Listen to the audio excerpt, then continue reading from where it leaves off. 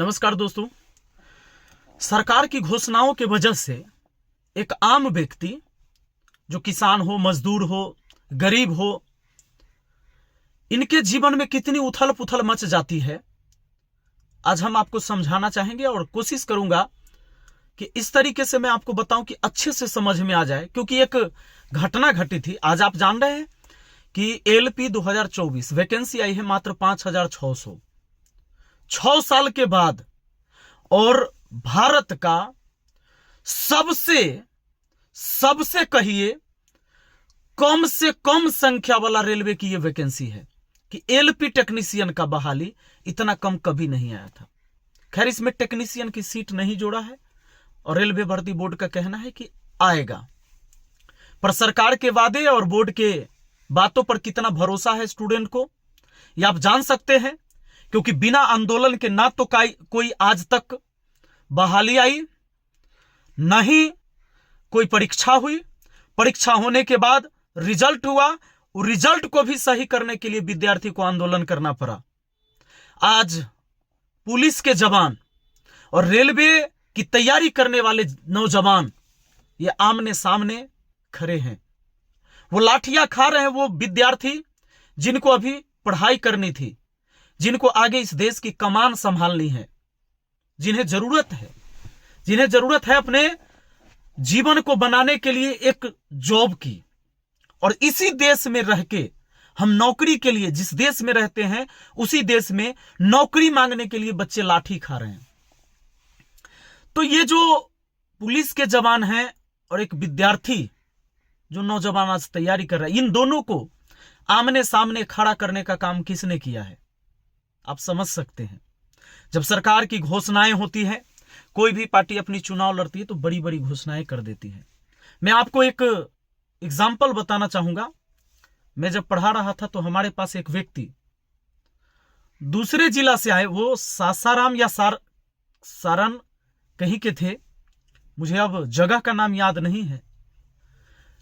लेकिन उस व्यक्ति की जो बातें मैंने सुना, वो जब मेरे पास आए थे, इतना मोटा एक फाइल बनाए हुए थे एक आवास लेने के लिए। क्योंकि आप जानते हैं मैं मुखिया हूं अपने पंचायत का, तो उनको यह लग रहा था कि मेरा मुखिया अगर आवास नहीं दे रहा है तो शायद विपिन सर के पास पहुंचेंगे तो मुझे आवास मिल जाएगा। वो व्यक्ति मुझसे मिलने के लिए पहले मेरे गांव जाते हैं। उनको लगता है कि आज मैं यहां पर शायद मिल जाऊंगा।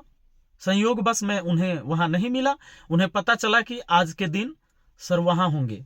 अगले दिन वो व्यक्ति फिर कहीं से गाड़ी उड़ी पकड़ के, बहुत गरीब आदमी, वो पहुंचे पटना, हमसे मिलने के बाद उन्होंने अपनी पूरी डॉक्यूमेंट्स दिखाई, इतनी पेपर। और उसमें जानते हैं सबसे ज्यादा क्या था? वो पेपर का कटिंग, अखबारों की कटिंग। जिस अखबार में कभी किसी मंत्री ने, कभी सांसद ने, तो कभी मुख्यमंत्री ने, तो कभी प्रधानमंत्री ने आवास योजना की जिक्र कर दी और कह दिया कि भाई गरीबों को हम आवास देंगे।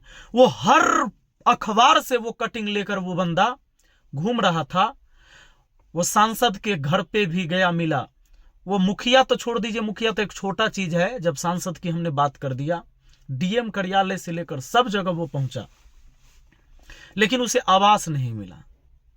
जानते हैं 2018 और 19 के बाद आज तक भारत सरकार का प्रधानमंत्री आवास योजना का पोर्टल ही नहीं खुला है। तो नए व्यक्ति का कभी नाम नहीं जुड़ा।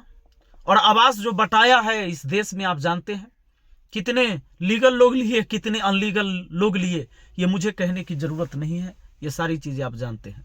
अब आ जाइए, इस घोषणाओं से लोगों पर असर क्या होता है। एक गरीब आदमी वो उम्मीद लगाए बैठ जाता है, वो आशा लगाए बैठ जाता है कि सरकार की घोषणा हुई है ना, इस बार शायद मुझे कुछ लाभ मिलेगा, तो शायद हमारी जिंदगी थोड़ी ट्रैक पर आ जाएगी। मैं तो बार बार कहता हूं कि देखो, सरकार के तुम्हारे देने से तुम्हारे जीवन में बहुत बदलाव नहीं होने वाला है, लेकिन एक आम व्यक्ति के लिए वो भी बहुत बड़ी चीजें होती है। उसको लगता है कि इतना मदद मिल जाएगा तो कुछ हो जाएगा हमारा। इसके बाद मुख्यमंत्री जी का घोषणा हो जाता है, मुख्यमंत्री आवास योजना की घोषणा जब होती है, लोगों के अंदर और थोड़ी सी हो जाती कि भाई प्रधानमंत्री आवास योजना से नहीं मिला तो मुख्यमंत्री आवास योजना से मिल जाएगा। लोग आस लगाए बैठ जाते हैं, मैं मुखिया हूं, मुझे पता है। लोग आके जहां जाइएगा, जब जिससे मिलिएगा, लोग कहेंगे मुखिया जी हमर काम नहीं हो जाते, हमरा एगो न देवा देवे आवास, हमर घर चू रहे हैं, हमरा छत न है। लेकिन मैं आपको बताऊं डाटा के साथ कि मुख्यमंत्री आवास योजना के तहत इस साल 2023 में हमारे प्रखंड में 11 पंचायत है और मात्र 10 आवास आया है। मतलब एक पंचायत का भी एक आवास हिस्सा नहीं है।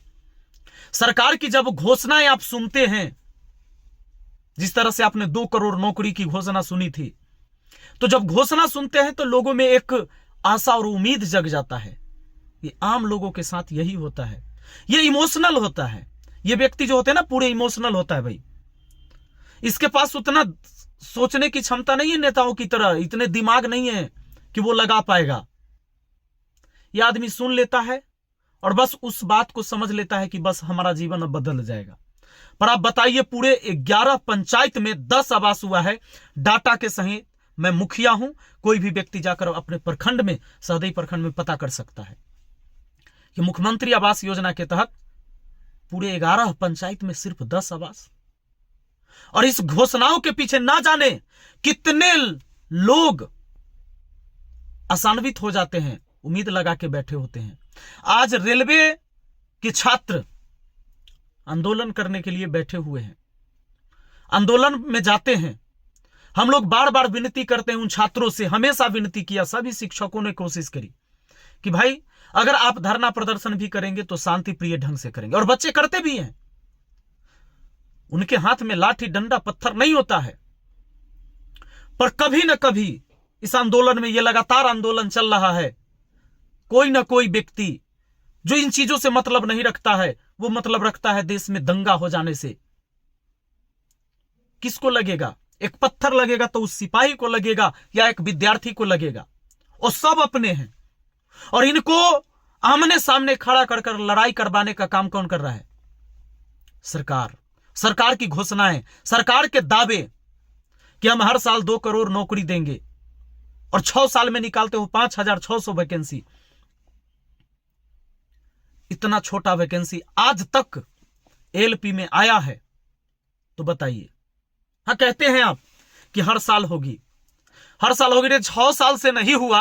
आपके इन बातों पर कौन विद्यार्थी भरोसा करेगा कि आप हर साल दे देंगे? चलिए, आपने मीटिंग भी करवा दिया, आपने रेलवे के अधिकारियों को बुलाकर और तमाम शिक्षकों को बुलाकर मीटिंग करवाया कि भाई विद्यार्थी की क्या समस्या है।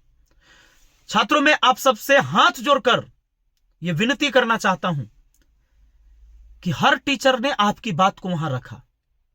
मेरी बात छोड़ दो, मेरे बारे में तुमको जो कहना होगा, मेरे बारे में जो बोलना होगा तुम बोल सकते हो।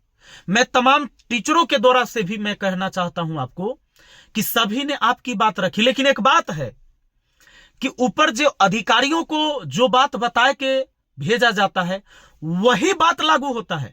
हम लोगों से सिर्फ बात लिया गया है, उस बात पर अमल 1% नहीं किया गया है। जितने भी स्टूडेंट अपनी बात शिक्षकों से बताते हैं, वो सारे शिक्षक सारे अधिकारियों से बताते हैं। ट्विटर कैंपेनिंग, इतना बड़ा आंदोलन हुआ, देश में ट्रेंडिंग पर चला, 1 नंबर पर चला, लेकिन कभी इस देश का बड़ा मीडिया नहीं दिखाया और ना ही सरकार की नजर इस बात पर जा रही है। जा तो सब रही है, लोग कान बंद करके बैठे हैं। और बच्चों को सबसे बड़ी बात यह है, दुख की यह बात है कि वो ये समझते थे और ये जानते थे कि अगर चुनाव के टाइम में भी अगर सरकार वैकेंसी नहीं देगी तो बाद में तो कभी पूछेगी भी नहीं। और यही होने वाला है। और ये जो बच्चों का अनुमान है ये गलत नहीं है। तो जब मैं मेन बात से भटक गया, जब मीटिंग बुलाई जाती है तो मीटिंग में हमारी बात को भी सुना जाता है, उधर की बात को भी सुना जाता है। वो अपनी बात बताते हैं, हम लोग अपनी बात बताते हैं, पर रिजल्ट जो आता है उसमें हम लोगों की बात को शामिल करके नहीं। शिक्षकों ने यह बात रखी कि भाई वैकेंसी बढ़नी चाहिए क्योंकि 6 साल में वैकेंसी आ रही है। 80 लाख विद्यार्थी तो भाई आईटीआई करके बैठा हुआ है 6 साल में। 80 लाख से ज्यादा विद्यार्थी आईटीआई करके बैठा हुआ है। एलपी में 5600 से वैकेंसी निकालते हैं और वो आईटीआई करके इसलिए बैठा है, एक गरीब विद्यार्थी उसका बाप जमीन बेचकर उसको पढ़ाया है, ITI करवाया है। काहे कि आपकी ही घोषणा होती है कि हम बिना ITI वाला के नहीं लेंगे, ग्रुप डी में भी लेंगे तो ITI वाला के लेंगे। 2019 में आपकी घोषणा हुई, बच्चे जमीन बेच के, कर्जा लेके और तब पढ़ाई करते हैं। उसके बाद आप निकालते हैं 5600 वैकेंसी। ITI जब बच्चे करते हैं, कोर्स में जो पैसा कॉलेज को मिलता है, आपको नहीं जाता है पैसा, आपका पैसा नहीं बनता है उसमें। तो थोड़ा सा शर्म कीजिए। अगर थोड़ी सी भी शर्म है कि इस देश का पढ़ा लिखा युवा नौकरी लेने के लिए लड़ाई करेगा इस देश में, तो फिर कहां हुआ सबको समान अधिकार, समान मौका। प्राइवेटाइजेशन कर दीजिए, पर प्राइवेटाइजेशन जब होती है तो उसमें भी प्रतियोगिता होनी चाहिए। प्रतियोगिता नहीं होगी, आपको जिसकी मर्जी होगा उसको देंगे और उसको जिसकी मर्जी होगा रखने का उसको रखेगा। फिर ये आम व्यक्ति कहां जाएगा? एक गरीब किसान मजदूर के बच्चे कैसे पहुंचेंगे? उसके बाप का पहुंच नहीं है वहां तक कि उसको कोई काम मिल जाएगा। उसके पास एक ही विकल्प है कि वो प्रतियोगिता के द्वारा चुना के जा सकता है, अगर उसके अंदर टैलेंट है तो। बच्चे ये नहीं कहते कि मेरे अंदर टैलेंट नहीं है और मुझे ले लो। बच्चे ये नहीं कहते हैं। बच्चे ये कहते हैं कि मुझे जांचो, मुझे परखो, अगर मैं खरा सोना हूं तो मुझे चुनाव करो, मुझे ले जाओ। वो ये नहीं कहते। वो तो ये भी मांग करते हैं कि एग्जाम हो तो पारदर्शी रूप से हो, चुनाव की तरह ना हो। चुनाव की तरह इलेक्शन जो होता है, चुनाव मंत्री जी लड़ते हैं, चुनाव लड़ते हैं, विधायक लड़ते हैं, मुखिया लड़ते हैं, दारू पैसा साड़ी कपड़ा जात धर्म, ये जो पढ़ा लिखा युवा है इस पर भी बात नहीं करता है। वो तो कहता है सब कुछ पारदर्शी रूप से हो। उसके लिए भी आंदोलन करना होता है छात्र को कि एग्जाम साफ सुथरा हो जाए। एक छोटी सी विनती नहीं सुन सकते हैं मोदी जी? इतने युवाओं की विनती है और आपसे हाथ जोड़कर विनती है, अश्विनी वैष्णव जी, आप लोग इस बात पर थोड़ा सा भी ध्यान दीजिए। न इसी देश का युवा सड़क पर उतरा है, वो लाठियां खा रहा है, लेकिन अगर थोड़ी सी भी शर्म बची है तो इस बात को संज्ञान में लीजिए आप लोग।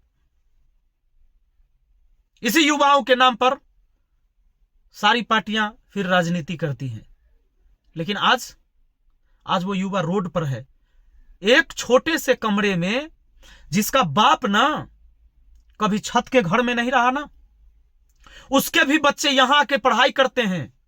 हर शहर में जाकर, दिल्ली हो, पटना हो, लखनऊ हो, रांची हो, भाई हर जगह तैयारी करते हैं। क्यों?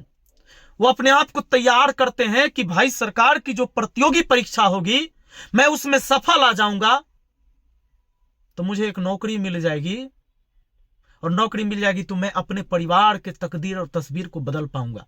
पर इन्हें मौका कौन देगा? कौन देगा इनको मौका? सब कुछ करिए, पर युवाओं के साथ इतना बड़ा नाइंसाफी मत कीजिए, इतना नाजायज मत कीजिए।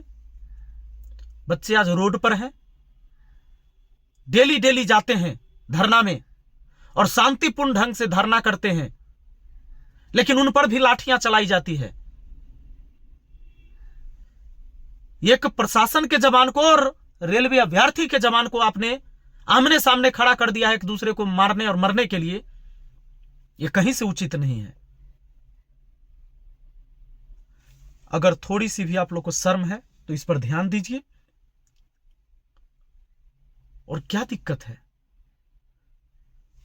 2018 से अभी तक 5600 वैकेंसी खाली होती है, बस इतनी सीटें, इतनी बड़ी देश में। आप ही का डाटा है 3.5 लाख पद खाली है, और LP में 5600 वैकेंसी है मात्र।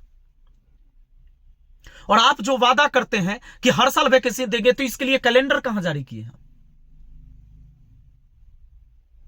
अगर ऐसी है तो इस नोटिफिकेशन को वापस लीजिए और सभी बहाली एक साथ निकालिए। बच्चे निश्चित है कि आपके डिसीजन को स्वीकार करेंगे।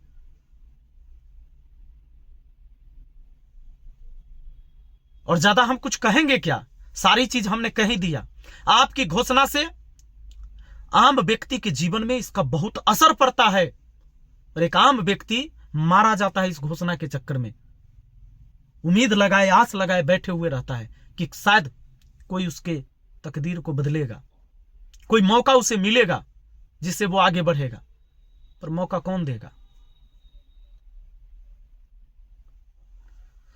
बाकी बच्चों, मैं आप सबसे हाथ जोड़कर विनती करता हूं कि आप जिस तरह से अपनी संयम बना के, अपने धैर्य के साथ आप खड़े हैं, खड़े रहिए। कभी भी हिंसा का पात्र मत बनिएगा। आज आप शांतिपूर्ण ढंग से प्रदर्शन कर रहे हैं, हम लोग भी देख रहे हैं उन चीजों को, और आप इस तरह से खड़े हैं। मैं आपके जज्बा को सलाम करता हूं कि आपके अंदर इतनी ताकत है। आपने उन परिस्थितियों, उन चुनौतियों से लड़ाई लड़ा है, लेकिन जिस समय आज आपको एग्जाम देना था उस समय आप रोड पर खड़े हैं। यह दुर्भाग्य है इस देश का, यह दुर्भाग्य की बात है, और इसका जिम्मेदार आपके नेता हैं, आपकी सरकार है जो आपको रोड पर खड़ा कर रखी है। अगर इन लोगों को थोड़ी सी भी शर्म होगी तो आपके बारे में जरूर सोचेंगे। चलिए हम अपनी बात को यहीं खत्म करते हैं। बाकी जय हिंद, जय भारत।